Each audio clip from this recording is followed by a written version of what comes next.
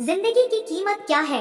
गौतम बुद्धा। दोस्तों, आज की इस Gautam Buddha motivational story in Hindi के जरिए हम आपको बताएंगे कि बुद्ध के नजरिए से हमारी जिंदगी की कीमत क्या है। हम में से बहुत से लोग अपनी जिंदगी की वैल्यू नहीं समझते और अपने जीवन को ऐसी चीजों में बर्बाद कर देते हैं जिनसे हमारा नुकसान ही होता है। कुछ लोग अपनी जिंदगी शराब के पीछे बर्बाद कर देते हैं, तो कुछ लड़कियों के चक्कर में और कुछ अपनी सारी जिंदगी पैसा पैसा करके बर्बाद कर देते हैं। आज की इस बुद्धा स्टोरी इन हिंदी के जरिए आप जानेंगे कि हमारी जिंदगी कितनी कीमती है और हमें अपनी इस कीमती जिंदगी को किस तरह जीना चाहिए। एक बार की बात है, गौतम बुद्ध अपने शिष्यों को जिंदगी से जुड़ी अच्छी बुरी चीजों का ज्ञान दे रहे थे। सभी शिष्य उनकी बातों को बहुत ध्यान से सुन रहे थे। उन सभी में एक शिष्य ऐसा था जिसे प्रश्न पूछने की बहुत आदत थी। वो उठकर गौतम बुद्ध के पास गया और उनसे बोला, आप हमें जिंदगी के बारे में जो कुछ सिखा रहे हैं उस सब का क्या फायदा, क्योंकि हम में से बहुत से बच्चों को ये भी नहीं पता कि हमारे जीवन का मूल्य क्या है और ये जीवन हमारे लिए कितना कीमती है। पहले आप हमें ये बताइए कि इस जीवन का मूल्य क्या है। अपने शिष्य की बात सुनकर गौतम बुद्ध अपने कक्ष में गए और एक चमकता हुआ पत्थर का टुकड़ा लेकर आए। वो टुकड़ा उन्होंने अपने शिष्य को दिया और बोले, मैं तुम्हें इस जीवन का मूल्य तब बताऊंगा जब तुम इस पत्थर का सही मूल्य पता लगा कर आओगे। साथ ही ये ध्यान रखना कि तुम्हें ये पत्थर का टुकड़ा किसी को बेचना नहीं है। गौतम बुद्ध की बात मानकर वो शिष्य बाजार की तरफ चला गया।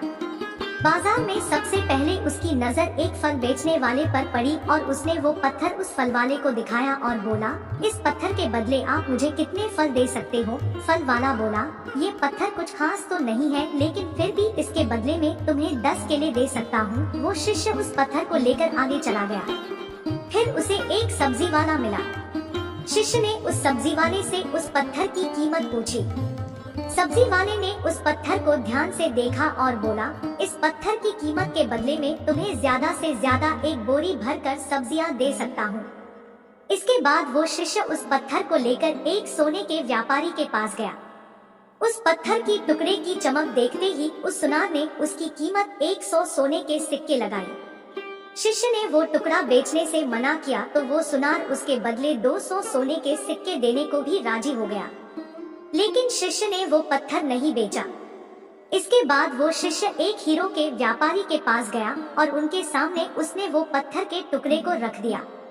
उस पत्थर को देखते ही हीरो के व्यापारी ने एक साफ कपड़ा बिछाया, उस पत्थर को उसके ऊपर रखा, फिर उसकी परिक्रमा की और हाथ जोड़कर उस पत्थर को कपड़े में लपेटते हुए वो बोला, तुम जिसे मामूली पत्थर समझकर उसकी कीमत पूछ रहे हो, असल में ये एक बेशकीमती रूबी है। ऐसा रूबी हर किसी को नहीं मिलता।